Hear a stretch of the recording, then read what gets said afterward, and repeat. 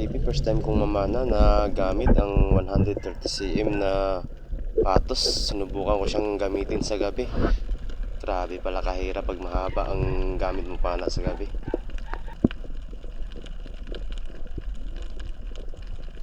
At dahil hindi namana si Joy, kaya nakagamit tayo ng GoPro niya.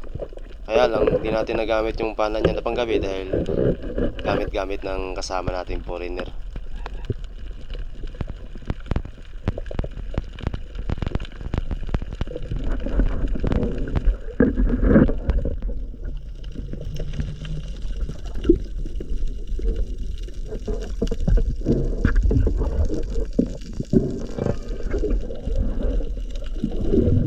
Napakarami sana dalagang bukid mga ka-TV sa area na to. Kaya lang di tayo ganong pumana ng maliliit dahil sa haba ng pana na gamit natin. Kaya namili na lang tayo ng medyo malalaking isda.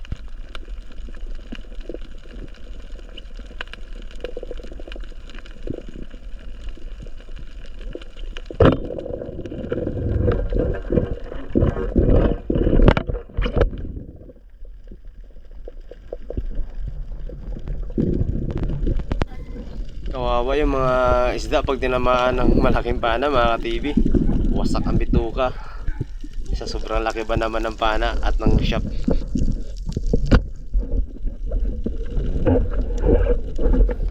Dito nga sa area na to mga ka-TV, may nakita tayong malaking labahita.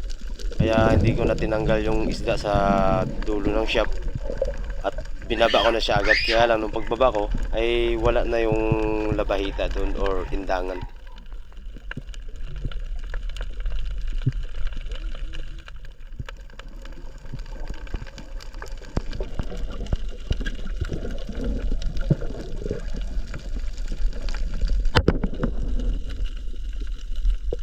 Grabe ang ilap ng pusit na to mga ka-TV. Ang layo pa ng habulan namin. Buti na lang pagdating sa may bandang unahan ay bumaba siya sa may buhangin. Kaya nahuli ko siya.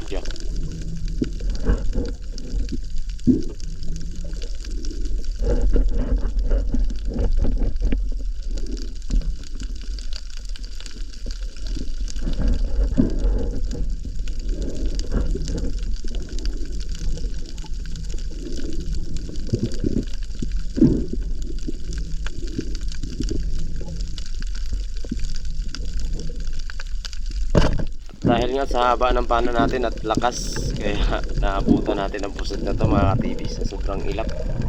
Hindi malapitan.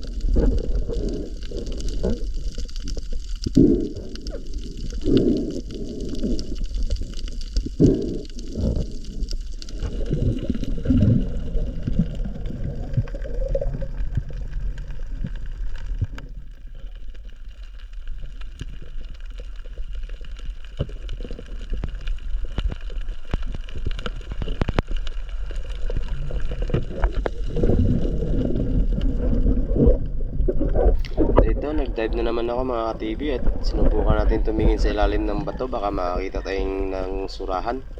Kaya lang andalang talaga ng surahan sa gabing ito, kaya wala tayong nahuli kahit isa.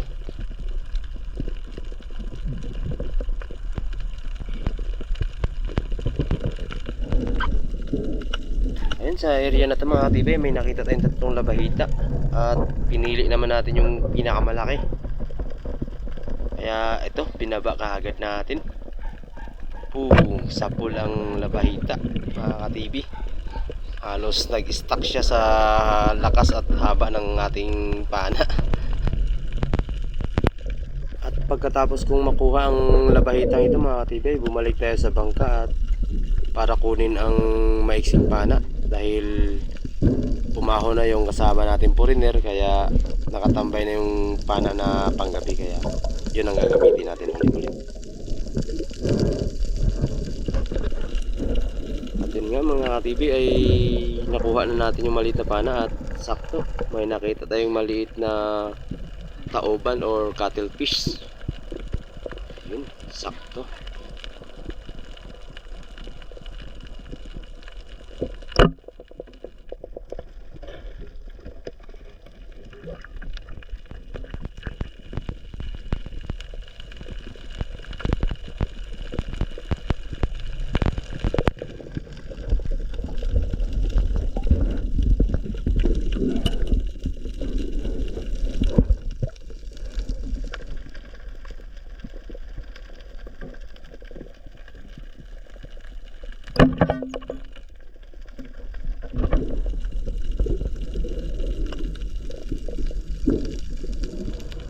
Ito mga ka-TV, may nakita na naman tayo isang labahita, kaya binaba natin at tinira. Kaya lang tinira natin, ayun, hindi tumagos yung flapper mga ka-TV, kaya nabunot. Sayang, ang laki.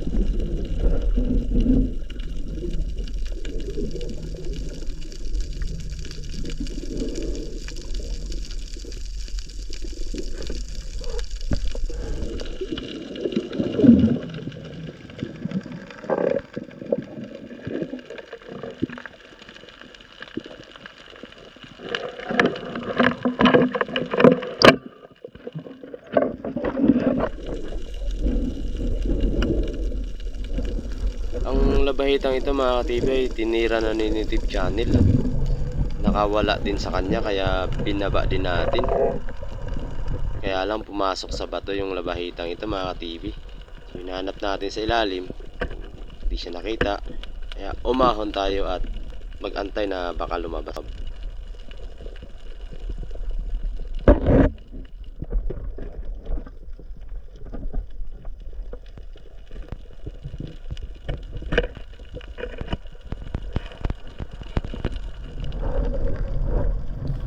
Yun nga mga ka-TV, lumabas nga siya kaya, at lumipat sa kabilang butas.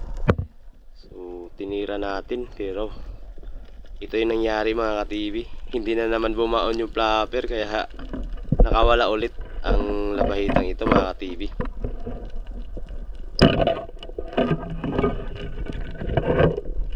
At pag-ahon nga namin mga ka-TV ay nagdesisyon na kami ni Native na bumalik na sa bangka dahil malalim na ang gabi. Grabe mga ka-TV, ang daming huli ni Native. Sobra pang ulam.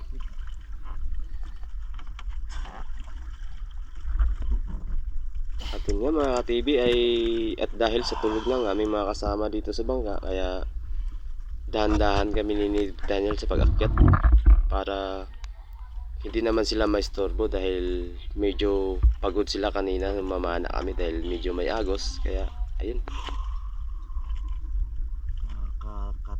Ito nga mga ka-TV ang nahuli namin sa gabing ito ni Native Channel. Yan. dahil pagod na, kaya hindi na kami nagtagal pa ng husto, kaya ito, hindi na rin yan maubos pang ulam kinaumagahan. At ito mga kasama natin mga ka-TV, grabing tulog. Yan, si Joy at yung kasama namin foreigner. Ayan, shout out mga ka-TV kay Hunter Billy at kay Just Dundinay, Jules Madrid, at ganun din kay GPC. Yan, shout out. Shout out kay Jasril, Elisa Salva, yan, Nino Nakar, at kay Pansboy TV at kay Sisid. Yan, shout out sa inyo mga idol. Ayan. Maraming salamat sa patuloy na suporta at pagtitiwala sa ating channel at